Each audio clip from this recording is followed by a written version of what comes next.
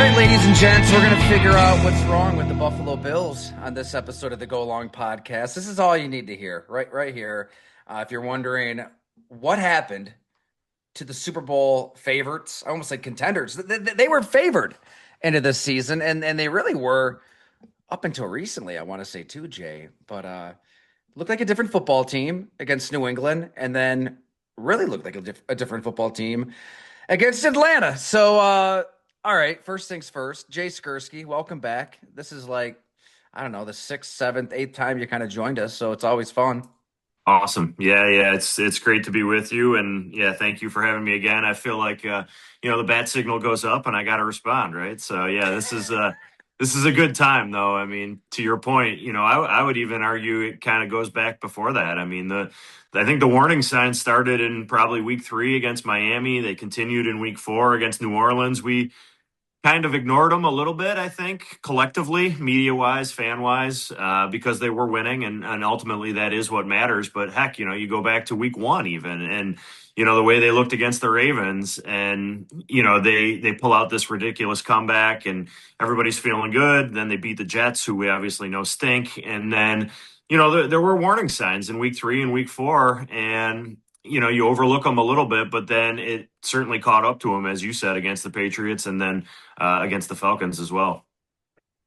Jay Skurski of the Buffalo News, for those listening or watching for the first time. So Jay, are you where are you right now with the panic meter? Is it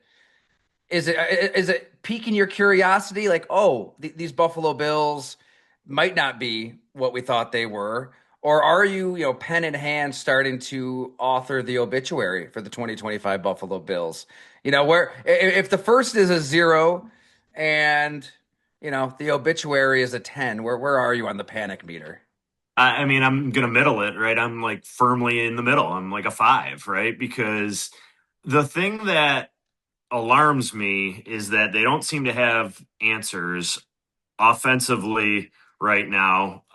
They look like a different offense with Dalton Kincaid out and with Josh Palmer out against Atlanta. So that's concerning. I'm willing to bet that Josh Allen figures it out, right? Because he has, and they've gone through lulls before the defense. How much time do we have, right? They've got guys hurt, they've got guys suspended. We know all of the issues that they've had defensively. I tend to think the defense will play a little better than it has when those guys come back, and some of these guys grow up a little bit in the defense. The thing that gives me, I don't know if hope or encouragement necessarily for the Bills, or just league wide. You look at the AFC, there are no dominant teams. I know Indianapolis is off to a great start at 6-1, but the Chiefs are sitting there at 4-3. The Bengals are on the outside looking into the playoffs. The Ravens might need to run the table to make the playoffs. So my point there is that the conference as a whole, and I would even argue league wide, there are no dominant teams right now. There are no teams where you look at and go, oh yeah, that is a Super Bowl contender if I've ever seen one. And maybe, understandably so, or rightfully so, through only 7 weeks of the season. I think the Chiefs are clearly, figuring it out and maybe are hitting their stride. We'll see. But there's a lot of football left, I guess, is my point. And, history suggests that the Bills have gone through stages like this, right? I mean, heck, they were 6-6 not too long ago, a couple of years ago, and had to win out to make the playoffs. They're not in that bad of a spot right now. They do need to figure it out here pretty quickly, though, right? You got, Carolina team that's won 3 in a row, and who knows, maybe starting Andy Dalton is better than starting Bryce Young. And then after that, you got the Chiefs at home, right? And so I think, they've kind of used up a couple of their mulligans here, to steal a golf term. But when you look around the rest of the league, it's not like anyone is really, really separating themselves. Maybe with the possible exception of the Colts, who I know 6-1 is 6-1, but I still probably need to see a little bit more before I'm buying them as a Super Bowl contender. I know I've taken that Daniel Jones bait one too many times here at Go Long. I'm trying to resist. It's getting tough though. I mean, they Yeah, it looked is. really good against the Chargers yesterday, Yeah. didn't they? Yeah, Dominant. it's impressive. Yeah, I mean, you got to give them credit. I mean, I will freely admit, and I'm glad I don't bet real money on this stuff, because I would have bet way more on them being the first overall pick in the draft than I would have, number one seed in the conference Yeah. through 7 weeks. So yeah, they've impressed me, and props to them for sure. I think this is what's concerning for the Buffalo Bills when I look at it. Like last year, there was an anomaly in so many ways where each of your offensive linemen logged 900 plus snaps. Like that kind of health is unheard of. The plus 28 turnover differential is unheard of. I mean, that's really hard to replicate, right? Like I get it. Like what you did offensively worked. 30 plus points in 8 straight games. You're a player two from making it to the Super Bowl. Everyone eats all of that stuff. I get all that, but it wasn't going to be sustainable. You had to tweak something, and maybe this is where we differ a little bit. I kind of loved what Brandon Beane did in the offseason. Give Sean McDermott all of these options defensively because, and we probably talked about this during the offseason, Jay, but that's what's been holding the team back in the playoffs more than anything else.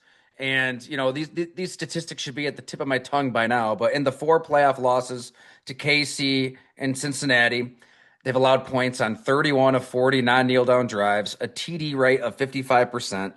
Uh, let's see, the Chiefs are averaging 34.75 points per game in those games, and when they scored 32 in the AFC Championship game, that was their highest total in 36 games. And oh, by the way, the juggernaut Chiefs are back and then some, so they are ahead of schedule. And I think that's what really has to make your heart sink if you're the Bills, because you've got a defensive coach. That is his area of expertise. And yeah, you have injuries, but everybody has injuries right now. Look at San Francisco offensively with their trotting out Mac Jones and I guess Christian McCaffrey kind of came back with a vengeance, but that Rams game, I had the list of injuries here. It was nuts where Yeah. they were missing Brock Purdy, Ricky Pearsall, Brandon Ayuk, Jawan Jennings, Ben Barch, George Kittle, and oh, by the way, Nick Bosa on the other side of the ball, the best player on your team.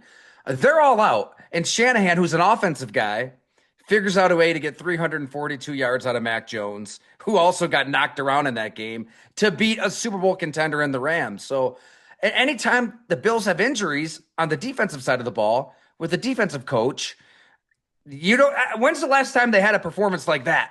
Right Yeah. where you've got second and third stringers willing you to victory, and instead they gave up 335 yards before halftime to the Atlanta Falcons, who, oh, by the way, didn't look that good against the 49ers just last night. I don't know. I guess with time, with better health, maybe a Michael Hoyt gives you some pop in the pass rush. Maybe Maxwell Hairston. I mean, maybe he will be an upgrade over Tre'Davious White. That was a miscalculation, thinking that he could hang with receivers at this point of his career. To me, it's the defense. I trust Josh Allen will figure it out. They're not going to score 14 points every game. They will do their part, however it looks, through the air or by the ground. I'm worried about the defense. I don't know how this unit's going to get considerably better. Yeah, I mean, I share some of your concerns. The interesting part of this, though, for me, is that if you would have gone into the last 2 weeks, and said New England is going to score, what did they win with 21 or 20? Yeah, right, and 24? 24. Atlanta, I know Atlanta was 24. You would have said no. I think maybe New England had 23, whatever it was. I think you Okay. needed 24 and Yeah. 25 Yep. You're right. points respectively to win those games, right? And so you would have said, yeah, the Bills are going to score 24 points against New England and they're going to score 25 points against Atlanta. The defense hasn't been good enough. I don't want to make excuses for the defense. I will say, though, that they got stop after stop against Atlanta in the second half. And the first half was maybe the worst defensive half of football you could ever see, right? And I mean, that's not hyperbole. That was really, really bad defense. And that play at the end of the half, it doesn't ultimately result in points, right? Drake London is out at the 1 yard line, at the 1 foot line, really. I'm not a hot take artist by any stretch. I am not, fire guys. I'm not any of that. That was a fireable defensive play. Had that resulted in a touchdown in that situation at that point in the game, you just simply can't give up a play like that. Now, ultimately, like I said, it didn't end up costing them points, and they played really much better in the second half. But they had to play perfect in the second half, and the reason that they had to play perfect was because they were so bad in the first half. And playing perfect in the NFL is next to impossible. You don't see shutouts very often, right? In games, even in halves. It's not easy to do. And so ultimately, they give up the field goal at the end of that game that gets them beat, right? Makes it a two possession game. However, I would say that defensively has not been if you were assigning blame to each of the last two losses, to me, I go to the offense, right? I mean, we knew that defensively they weren't going to be, especially at the beginning of the year where those guys were out and there were injuries. The Hairston one is looking bigger and bigger, as you mentioned. Those, there were going to be issues on that side of the ball to overcome. The thing that you could bet on was Allen, that he was going to put up points, that, like you said, 30 points in 8 straight games last year. Where'd that go? Where has that offense been? Even against New Orleans and against Miami, bad teams. I mean, record wise, New Orleans I know has shown a little bit of spunk at least. Miami's dead in the water. They are struggling at times, extended times offensively in some of those games, and so that's the concerning thing is that you kind of needed the offense to carry the load here at least in the beginning because we knew there were going to be whatever you want to call them growing pains, changes. To your point, Brandon Beane gives Sean McDermott all of these pieces defensively. Some of them are not available for whatever reason, whether it be injury or suspension. So we had to have a little bit of a period here where we said, all right, this defense is going to have to come together, right? And so I don't want to excuse the defense entirely, but I think if you went into the last two games and said, this is what New England's going to score and this is what Atlanta's going to score, you would have thought that the Bills would have won both of those games, maybe even convincingly, by 2 possessions, let's say. They didn't do it. On paper, I suppose. I don't know. I just feel like watching that Falcons game, it just felt like Atlanta was in total control, command. They ran the ball whenever they wanted to. They threw it. Uh, I don't know. I guess it's hard to argue. You put up that amount of points, you should figure out a way to get a win. It didn't feel like that to me. It still kind of felt like Bijan Robinson is in total control and they can't tackle him. They can't stop Yeah. him. They got a lead. They found a way to maintain that lead, and you can't just overlook the fact that they gave up 350 whatever it was yards, 335 yards in the first half. Man, it was ugly. And these elite players, I mean, Derrick Henry, he has not been good since that opener. He ran all over this defense. Whether it's an elite quarterback or an elite running back, it just seems like the Bills struggle. Like, and Yeah. if you're a team with Super Bowl aspirations with a defensive coach, you should go into these games with a game plan for a Henry, like they did in the playoffs last year. They were able to shut him down, make Lamar beat him. He almost did, but I mean that was a feather in Sean McDermott's cap to his credit. But for the most part, Mahomes in these playoff games. I mean, even Drake May a couple weeks ago. I know he's doing it to every team now, but unbelievably accurate. No answers for him. I don't know. You're gonna have to beat an A level talent at quarterback or running back to win playoff games to get to a Super Bowl. And when's the last time this defense stepped up and contained, let alone shut down a quote unquote top five running back, top five quarterback? It hasn't happened much, which it should when your head coach that is his expertise. That is what he was hired for a long time ago and has done it. This defense just looks drastically different than anything we even saw in 2019, 2020. Those teams could get some stops. Yeah. Well, here's the issue. The run defense has been a problem for years, really. I mean, let's be honest, right? You've got an undersized linebacker in Terrell Bernard. You've got, Matt Milano who can't stay on the field. Those are your linebackers. They've been, whether you want to buy into, Pro Football Focus rankings of players, whether you believe in those, objective, subjective, whatever. They've been graded as two of the worst linebackers in football. They have two of the worst safeties in football. The difference for this defense has been forever. They have never been really able to stop the run. That's just the reality, but they'd always been able to rely on their secondary. You had Hyde and Poyer back there. You had in his prime Trey White. You had Christian Benford earning a big contract extension next to Rasul Douglas, who was pretty good for a while there for this team, right? You had Taron Johnson in the slot playing at, a Pro Bowl level. One of the toughest jobs of any on the football field as a slot cornerback, right? Taron Johnson doing it at a high level. Well, he's not playing as well as he has. Terrell Bernard's not playing as well as he has. Matt Milano's not staying on the field. Christian Benford is not playing as well as he has before.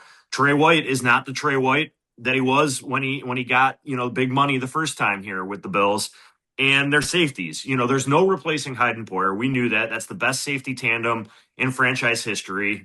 They stayed together for an ungodly amount of time in today's NFL with free agency and the way players come and go. It was unheard of, right? They knew the defense so well. My line that I use all the time is that, Leslie Frazier could have called in sick and it would have been fine because those guys could teach the defense as well as playing it, right? They knew it that well. Well, Taylor Rapp and Cole Bishop are not that. We knew they weren't that, but not only are they not that, they're, arguably, I saw Ben Solak from ESPN say there has not been a team in recent years that needs to make a trade more than the Bills need to make a trade for a safety. And I don't even think safety is getting the most attention from fans in terms of, oh boy, we got to do this, we got to do that.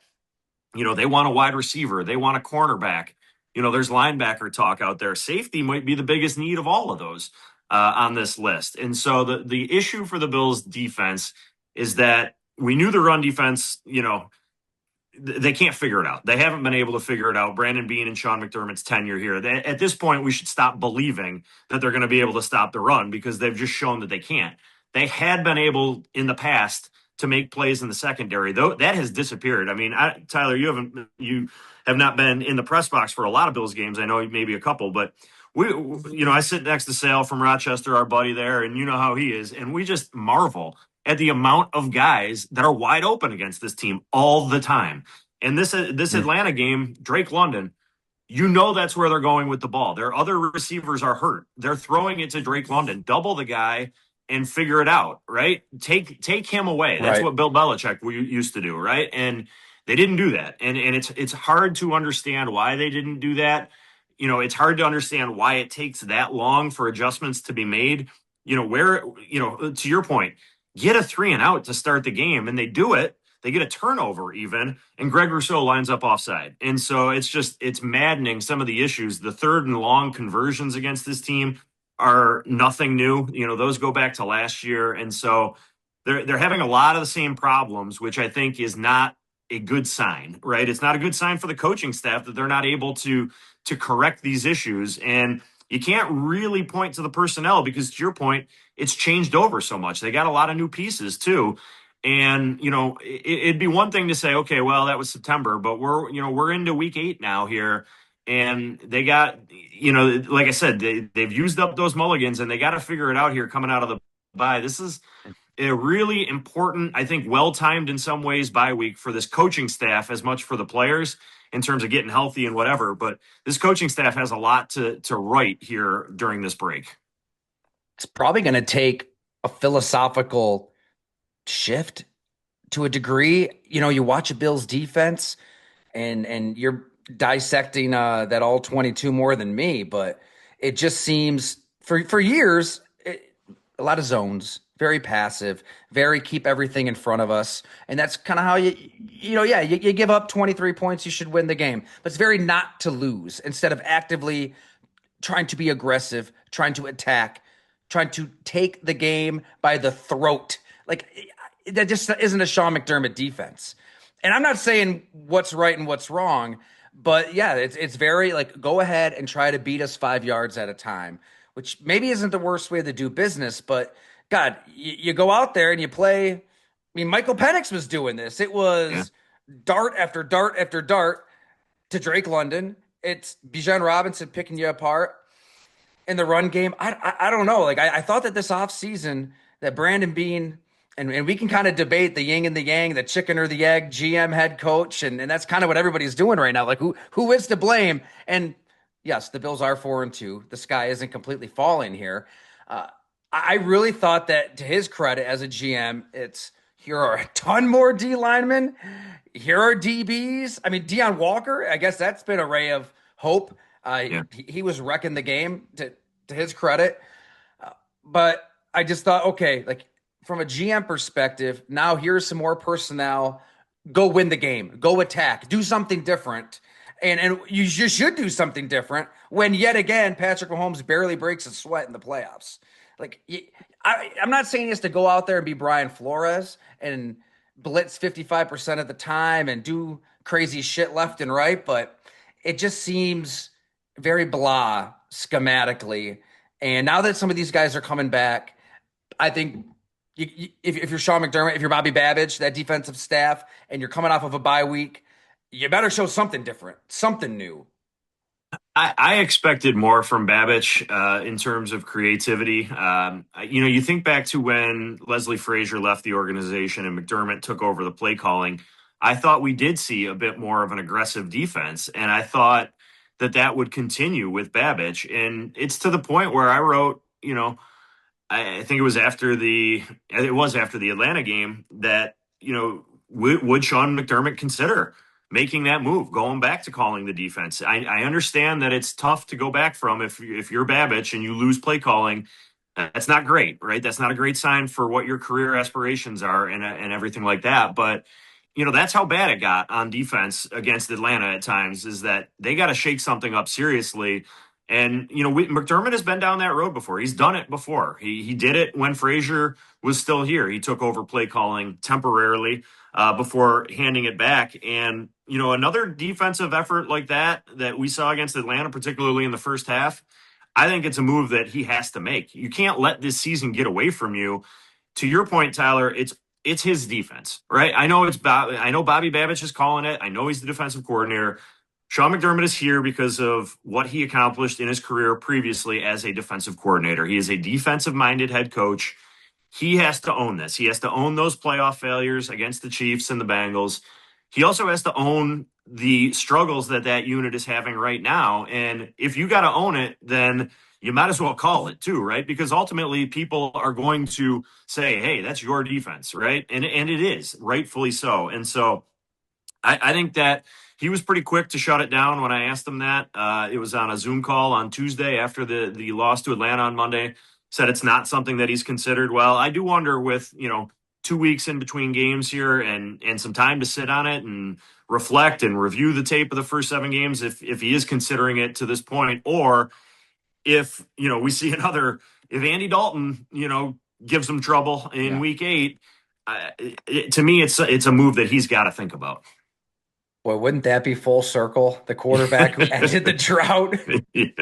comes into your house almost a decade later. It's Andy Dalton, Yeah. Rico Dowdle, Xavier Legette, all right, Tet McMillan. If this crew comes to town and is throwing it all over the place, running it all over the place, yeah, that conversation probably gets real. I don't know, like, and I think I was just watching Mike McDaniel's press conference after they lost to the Browns 31-6, and oh man, is it painful, Jay? Like Yeah. it is hard to watch. He just looks defeated. Yeah. And as we record this, he still is the Dolphins head coach. I think Ian Rappaport even reported like no changes in that regard. But he looks and sounds like a coach who knows the end is near. And it wasn't too long ago that they're scoring 70 points on Denver. It looks like this is the future of football. They've got these talented receivers, these track star running backs, just speed everywhere, unleashed everywhere. And look, if Brandon Bean could, I think he would take a Tyreek Hill, Jalen Waddle level talent at wide receiver. Why wouldn't you? St. Jamar Chase, T. Higgins. But the way the roster's constructed, the money that could be used there is used to become a tougher football team, a more physical football team, one that isn't going to get bullied in the divisional playoff round like they were by Cincinnati. That was such an inflection point, I think, for how Bean and McDermott wanted to build this thing. So I kind of came around to the overall structure of the team because you see what's happened to Cincy and Miami and how the money's kind of spread around, very uneven to the point where you're getting boat raced by Cleveland. And it's like, all right, yeah, you should be able to toggle between play styles when Josh Allen's your quarterback, but that only works if you're pushing teams around at the line of scrimmage, right? Yeah. Like, not only can't they stop the run right now, running the ball is a problem. So I don't know. Like we hear that stupid phrase all the time, complimentary football. It should be banned in press conferences. I'm tired of hearing it. But like that's what they're trying to do, and they can't do it either Well, way. And that's a problem given like this 3-year process to get to this point where you are the team that should be able to push people around, and they've done it. They did it all last year. Third and one, right, against Atlanta, and you go, you've run the tush push as successfully as any franchise outside of Philadelphia all of last season. We've barely seen it this year. Why is that, right? You've got James Cook, who I think established himself, at least through the first 4 weeks, as one of the very best running backs in football, top five in my mind, I think, or very close to it at least. He's not on the field for any of the third downs against the Falcons. He's your best offensive player, skill Wow, not player, one. next to Josh Allen. He is your best offensive skill player, and it's not particularly close, really, in my mind. So he's not on the field. So you're questioning that, but here's the thing. You hear about like a loss serving as a blueprint for other teams, right? And you talk about like cliches in press conferences, and I feel like that's one that we go to a lot. Like, did the Falcons provide the defensive blueprint for how to stop the Bills? But maybe, right? Because what did Atlanta do? They said, we are going to blitz more than any team has blitzed the Bills in 5 years because we simply do not believe that you have the receivers to get open to beat that you can't do it, that you're not going to be able to get open, and we're going to send more than you can block, and it's going to make life hell for Josh Allen. And they were absolutely right. Their game plan worked perfectly. And what is to stop Carolina from doing that? What is to stop Steve Spagnuolo in a couple of weeks? You think he isn't taking notes and paying attention to what is working against this Bills offense right now? It gets back to the receiver question. And I know it's a sticky subject. I know it's a hot topic, whatever you want to call it. I know that Brandon Beane infamously at this point, goes on WGR and yells at the hosts about, how many points they scored offensively. Well, guess what? Those guys are looking pretty good right now. And Brandon Beane is going to have some serious questions if this offense can't figure it out, because you go out and spend $12 million a year on Josh Palmer, and he's been fine. And I know maybe that game against Atlanta is different if he doesn't get hurt because he was off to a good start in it, right? And I know Dalton Kincaid wasn't available. Well, to your point, teams have injuries, right? You ran down the list of 49ers injuries that included their starting quarterback and, half their receiving core, and they won a game against the Super Bowl contender on the road on a short week, right? So it can be done. So I don't want to sit here and listen to Dalton Kincaid is out and we just didn't have any answers, right? Are they good enough at wide receiver? It's a question that we've been asking for 2 years. And the Falcons said you're not, and they were absolutely 100% proven correct. And it'll be very fascinating to see how teams defend this Bills team moving forward, right? Because if they say, normally you think you want to blitz against an elite quarterback, great, have at it, do it. Like Right, that's right. that's that's a recipe for It's a disaster. poison But pill if you're going it's to a do poison, that. right? But it wasn't against Atlanta, and I'm sure this will be the part that Bills fans will now start to turn here a little bit, maybe on me. But Josh Allen hasn't been good enough. He wasn't good enough against New England, and he wasn't good enough against Atlanta. And guess what? That's going to happen. We can say that about every elite quarterback at times in their career, that they need to be better. And there's a conversation to be had about Allen because you know I get it. He's got to put the Superman cape on far too often. I liked what Sean McDermott said after the game. The game was too hard for him. Like, they made it too hard. And I agree with that entirely. They got to get him support, but he's also got to make some plays too, right? And there's times where you're going to need him to carry the team. And he hasn't been able to do it the last 2 weeks. Now, he's done it a lot in his career, and he's done it a lot. And I understand all of that. And I'm not saying that he's problem 1A, right? But on the list of problems, he's somewhere on there. The last couple of weeks, he got firmly outplayed by Drake May. And you could argue, I don't know, did he get outplayed by Michael Penix? Probably. He turned it over more than he did, right? And so that's not good, right? That is not good when those things are happening. And every every game you watch, right? Every other ad is featuring Josh Allen, right? And this Oh this boy, quote, easy.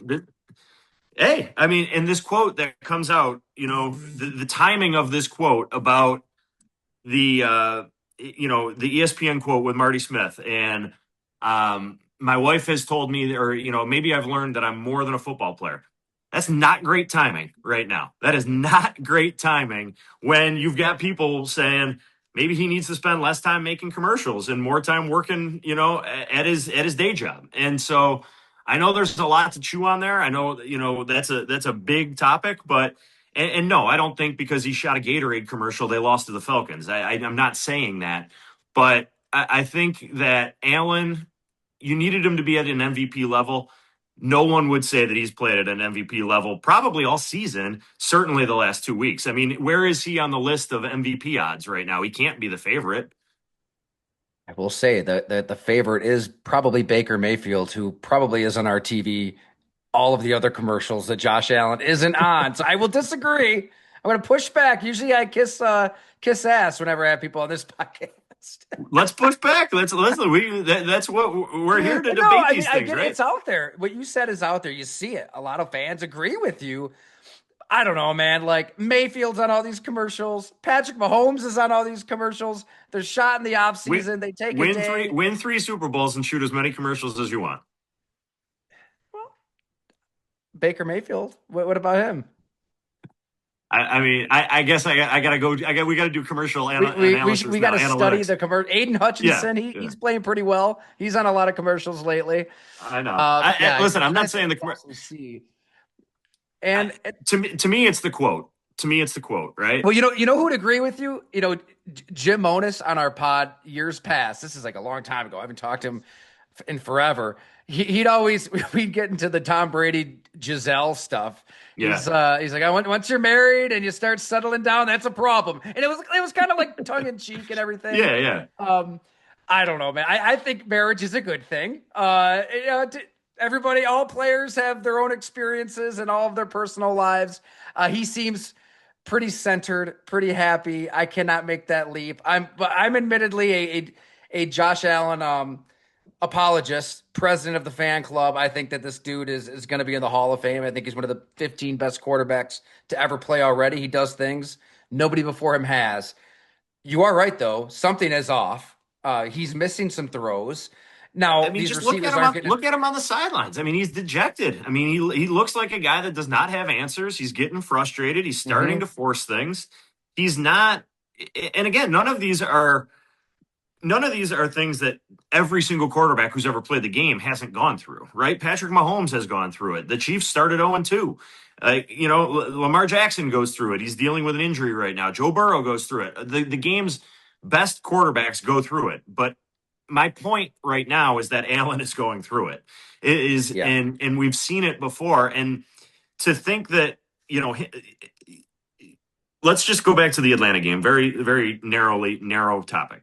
If you would have said that the Bills trailed by 7 points in that game in the second half, and the offense was given 3 possessions, you would 9 times out of 10 you would say they're going to tie this game, right? They're gonna tie the game, and then ultimately Allen's going to figure out a way. They just never did it, and it was like you were just waiting for him to make a play, and he didn't make it. And we've dealt with Josh Allen before after losses, and we've seen how dejected he can be. He's dejected right now. He's frustrated right now. Understandably, I get it. You're not playing well. The offense isn't clicking. You're not putting up the points that you're used to. But we've become so accustomed to it that when it doesn't happen, you got to kind of analyze why. And I think Allen's probably doing some of that himself yeah, right now, along with Joe Brady, going, "What is not happening for us? Why can't we figure this yeah. out right now?" This really was the danger in that philosophical shift that we were talking about earlier offensively. And I get it, like needing to run the ball, needing to play with attitude and physically punish teams out of that Cincinnati playoff game. But this is where, I know Joe from Queens, he's listening to us talk right now, and he's probably nodding his head saying that he predicted this kind of stuff. And I think a lot of fans did too. If you go hard that direction, what are you sacrificing through the air?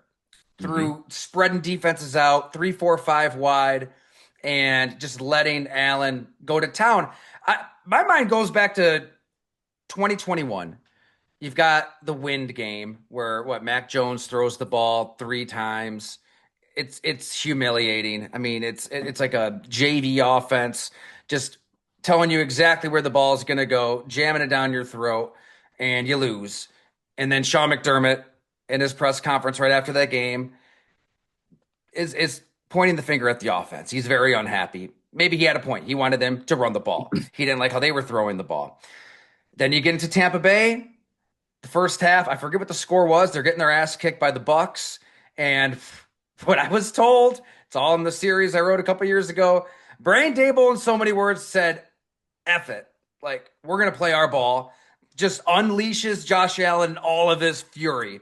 Just throwing it all over the place, running it. That second half, it's vintage Josh Allen. They go on a heater. They have the perfect game against New England, the wild card. 13 seconds happens. Allen is phenomenal in that game. Like, they had such a special relationship there with Allen and Dable. I mean, it was like, it's like a father-son kind of relationship on and off the field. I mean, he knew how to push Allen. He could scream at him, cuss him out. Allen would take it, use it for good. It's really why the Daniel Jones thing never worked out. Those personalities could not have been any more different. Daniel Jones is very stoic, very serious, very straight-laced, very sensitive. Like, we all thought he was overpaid. I'm hearing in the locker room, Daniel Jones is kind of bitching about his contracts, and it's really just a 2-year deal. And then he doesn't like that the Giants are flirting with Jaden Daniels on Hard Knocks. It's like, dude, I don't know. That happens with Josh Allen, and he wants to prove you wrong. Like, Yeah. it was a special relationship, and nothing in sports matters more than the relationship between a head coach and a quarterback. It's more shitty timing than anything. Like, I get it. Sean McDermott's the head coach. Brian Dable's the offensive coordinator. Brian Dable has an opportunity to be the Giants head coach, which is a whole other story of everything that's happened there. But of course, you're going to stick with the coach who ended the drought. You're statistically winning a hell of a lot of games. But the relationship between these two, it's not bad from what I can tell. I mean, you probably have some intel down those lines too, but it's not as special as what he had with Dable. And maybe he's got a great relationship with Joe Brady, and it seems like it's really good.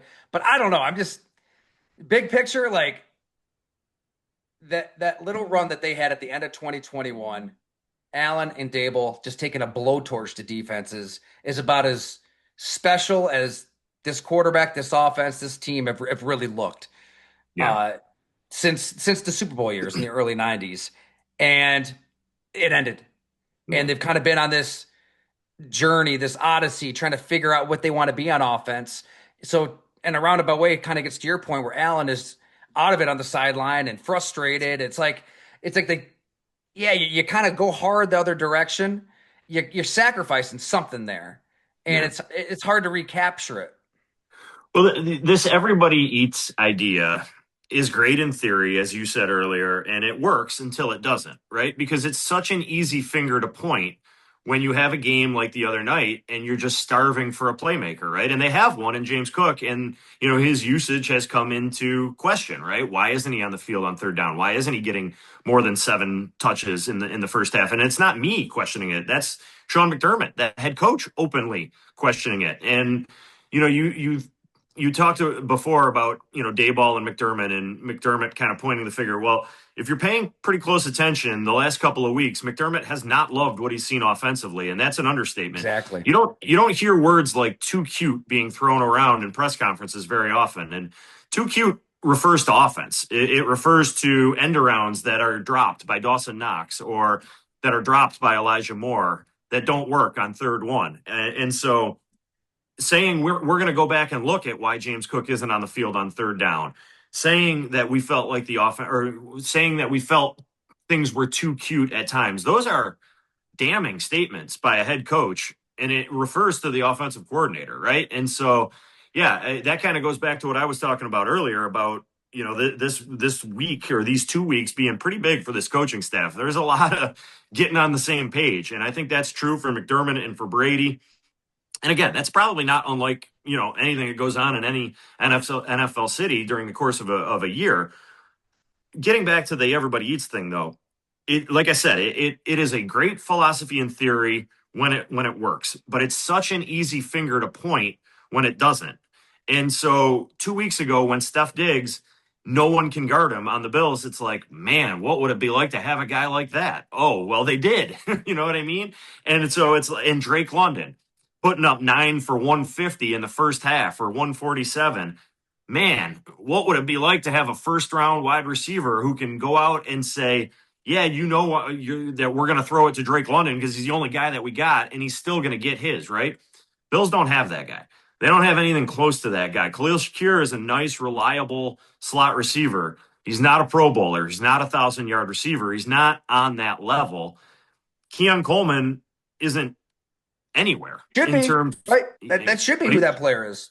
yeah, but he's not, and I don't know that he's ever going to be. I don't know how much time we got. Right, that might be a topic for a whole other day, but he's not that guy. At least not at this point in his career. Maybe one day he develops into that. A lot of warning signs that isn't coming, or if it is, it's the light bulb would have to go off, and it would be a pretty big surprise to me if all of a sudden he becomes a guy that's commanding 10, 12, 14 targets in a game. It just doesn't seem like that's where he is right now in his career. That gets into personnel, that gets into the decision to choose him to begin Mm-hmm. with, right, over Lad McConkey and over Xavier Worthy, and was that the right choice? So you're talking front office questions. You're talking why isn't the coaching staff getting more out of this guy? And then just where is Keon Coleman as a player? He's been disciplined now by the team twice in 2 years for issues relating to tardiness. That's not great, and so yeah, offensively to me, again, it gets back to the philosophy. And Bean made good points on the radio that yeah, you did score 30 points a game, and you were number 2 in the league in scoring offense. I get it, but when you have a game like against Atlanta and you have a game against like New England, and you're starving for playmakers, it's a really easy finger to point to and say, yeah, you don't have those guys. And I don't know that anyone on this roster is magically going to correct that overnight. Now, to the point, last year they go out and give up a third round pick for Amari Cooper because they realized the same thing, that they didn't have those guys. Now, Amari Cooper didn't work out, right? He got hurt. Turned out he was washed up, right? Clearly he's out of the league now. But they made an effort. They identified the position as saying we don't have what we need here, and so it'll be interesting to see with the trade deadline and the way that trades are made now in the NFL. Right? It's not uncommon for deals to be made. The Bills, I would be frankly surprised if they didn't make a trade, at least one, ahead of the trade deadline. So is that wide receiver, or is it at one of the issues that we talked about on defense, whether that's corner or safety or linebacker? How do they address that? Do they make multiple deals? A lot of questions for Brandon Bean to sort out here too. You're not wrong. I'll say that there's more than one way to help your quarterback, though. And I think that Brandon Bean's logic is Josh Allen shouldn't have to be freaking perfect every January. And Yeah, you look back at the last time that an all-time quarterback lorded over the NFL, Tom Brady. There were some other quarterbacks that won some rings, and Aaron Rodgers, Peyton Manning, Drew Brees, each got some. And even these Hall of Fame talents, like they needed help like to win a Super Bowl. I mean, Manning was not good in '06 when they got we know he wasn't good in 15. I mean, they thought about Brock Osweiler that season. I mean, Von Miller basically carries the Broncos kicking and screaming. But even in '06, was it the that Ravens divisional round game? He had a 39.6 passer rating, led exactly 0 touchdown drives. Against Brady in the AFC Championship game, he throws a pick six, which should be a death sentence. Drew Brees in that crazy ass NFC Championship game against the Vikings and Favre, they needed a ton of turnovers to pull that. They forced 5 fumbles in that game. And they had a little bounty gate assist from Greg Williams and the crew. And Aaron Rodgers, as great as he was in 2010, that Atlanta game, he was 31 to 36, just unbelievable, unbelievable in the Super Bowl, all of that. They had a ton of turnovers on defense repeatedly through all 4 playoff wins. Tremont had the pick on Michael Vick to win the wild card. Let's see, Dom Capers had the call. BJ Raji drops into coverage, picks off Caleb Haney in the NFC Championship game. And in the Super Bowl, they had that massive play where, Clay Matthews is yelling, spill it, Pickett, spill it. Him and Brian Pickett smash Rashad Mendenhall, force a fumble. And earlier in that game, Howard Green smacks Ben Roethlisberger's hand. Nick Collins picks it off for a pick six. I mean, defensive players are stepping up. yeah, The Bills just haven't had that. Outside of Teron Johnson in 2020 and Terrell Bernard on Mark Andrews in the division, they don't yeah. get these plays. So I get it. Like, draft 5 defensive players with their first 5 picks. Get Joey Bosa, Michael Hoyt, Larry Ogunjobi. Throw all of this at your defensive-minded coach and get different results this time around. And that's why we're talking here for an hour plus, but we all kind of have to hit the simulate the January button and Yeah. see how they do then. But I guess you got to get there first. And the way they look, maybe that's why we're talking in such a serious tone.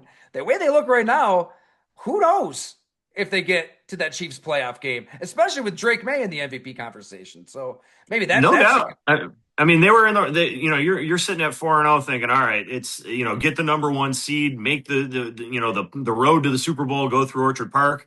It's an entirely different conversation after 2 losses and seeing what New England's doing and seeing, how the Chiefs look right now. Now, again, I'd look at the rest of the AFC standings and say, all right, they're not dead, not by any means, but they got to figure it out. And the warning signs turned into full blown, you know, alarms against New England and against Atlanta. So I think the timing is perfect to have this kind of conversation because they have got a week here now where they can kind of right themselves, but there's got to be some urgency coming out of the bye. They've got to look like a different team. They've got to look like a much more complete team. They have not looked like a complete team in the first 7 weeks of the season, save for the Jets game against the worst team in the league. Right, that's the one game that they've won comfortably, and their combined wins. Their opponents have 3 wins.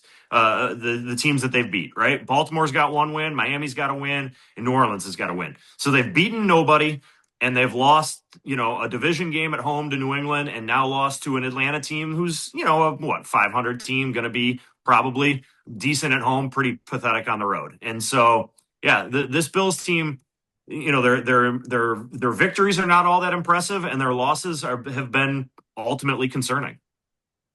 I think what gives you hope if you're the Bills is, and I think that Brandon Beane and even Sean McDermott have operated under the pretense that Josh Allen is an all-time great. Josh Allen is going to make a lot of problems go away. We will orbit around him in this new way where we're getting him defensive help and everyone eats and James Cook and we're going to run the ball. Okay. I, I still believe that he is one of the best football players on the planet. It's a long season. There's going to be ups, there's going to be downs, and he just figures it out. Like he has, maybe it's Sunday, maybe against the Panthers, the Panthers, but maybe this is the moment where he is on the sideline. Wasn't it a last season, a couple years ago, where he's like, "I'm back." I feel like you could, Yes. Yeah. like I feel like Yep. that moment. He has one of those momentum builds. He gets his confidence back. He's talented enough for things to just kind of recalibrate, and he is in MVP form. And once, to your point, like, yeah, something's off.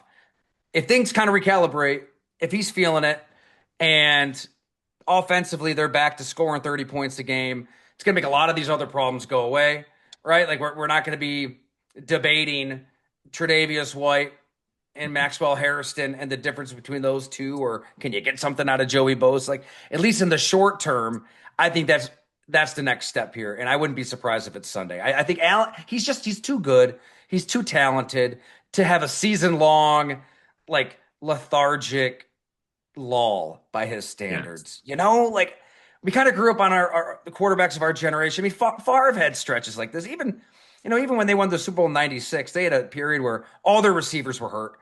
I mean, they're down to nothing.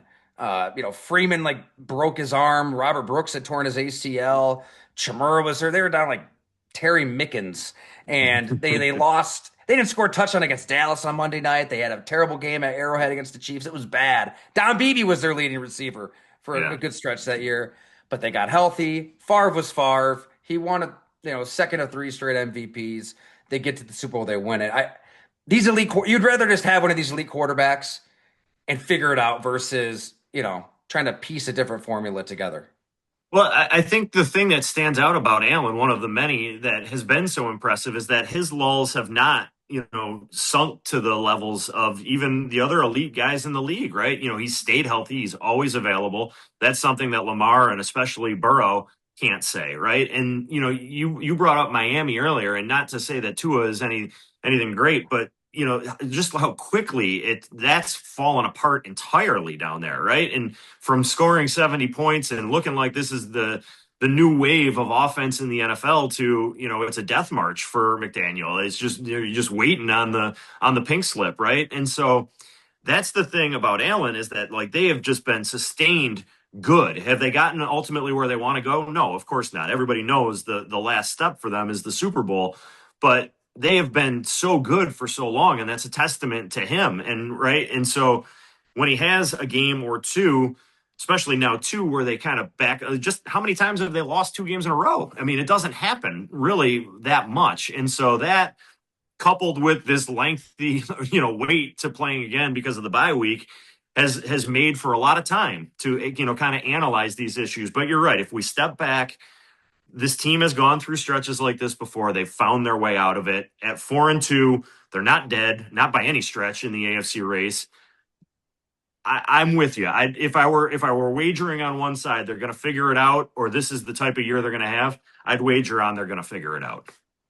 Yeah, I think Dalton Kincaid getting healthy helps. Josh Palmer, who being loved, like that's where he pushes back to. Hey, I did do something. 12 mil isn't Yeah, just 12 mil.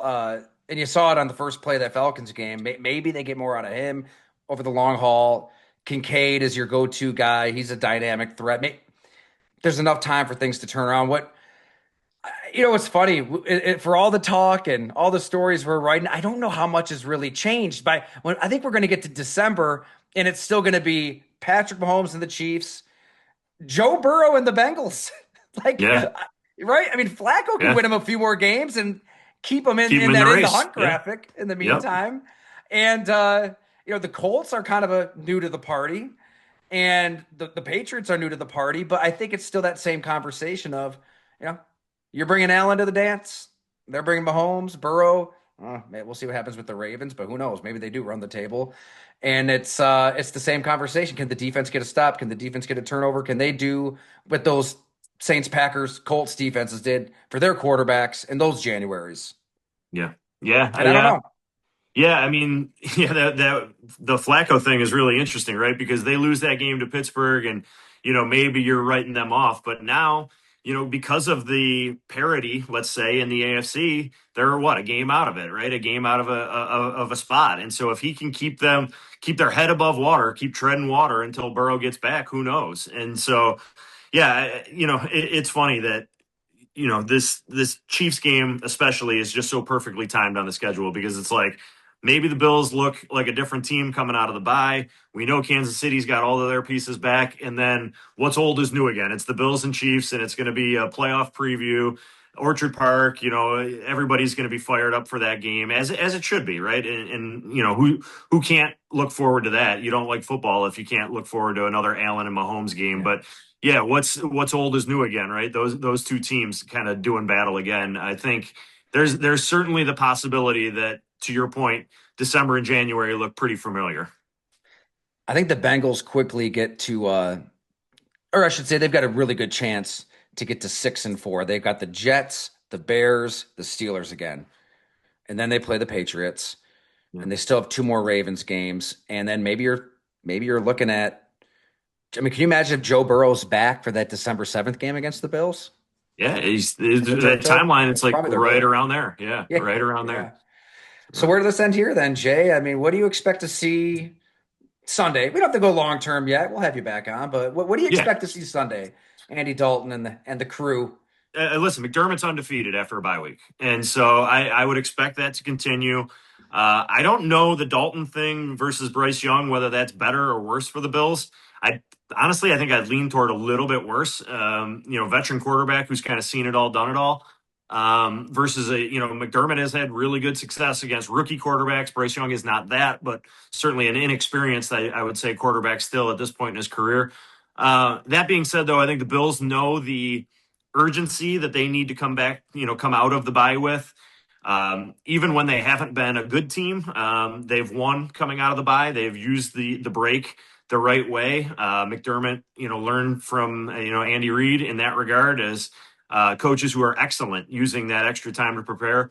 I think the Bills will right themselves. This is going to be a basically a home game. It feels like half of Buffalo either lives in Charlotte or is Yeah. going to the game. So I would expect that the crowd is going to be very much on the Bills side. I think it'll be more than 50-50, honestly. I think it'll be 60-40 Bills fans there. So I think it'll be loud for the Bills. I think that they'll have a pretty good performance, and it'll set up that game against Kansas City that we're all looking forward to. Well said. Jay Skurski, Buffalo News. Read all of his work at the site and in the hard copy, of course. Yeah. We'll see you up there at Highmark during the week, hoping to pay a visit. So we'll see you in the flesh, Jay. Anything cooking that you want people to keep an eye out for? No, I think yeah, you said it. Just check out all our stuff. We'll be back out there on Wednesday. Looking forward to seeing you out there and kind of getting back into it. I'll be interested to hear, from Sean McDermott. It's how it is with Sean, especially during the season. Sometimes you get a lot, sometimes you don't get as much. But I'll be kind of interested to hear, his takeaways from the doing the deep dive analysis on what's gone on these first 6 weeks, and maybe what might look a little bit different going forward coming out of the bye. I think, as I said, it'll be interesting to see way teams defend the Bills, and what do the Bills do different defensively now that they're getting some guys back? Can Michael Hoyt make an impact? I think he was signed to be a guy that should contribute for them, and so as they get healthier, as they get some pieces back, what changes for them defensively? I think that'll be pretty interesting to look at in this game and in the weeks ahead. Perfect. Jay, thanks so much, man. We'll see you You soon. got it. See you, buddy.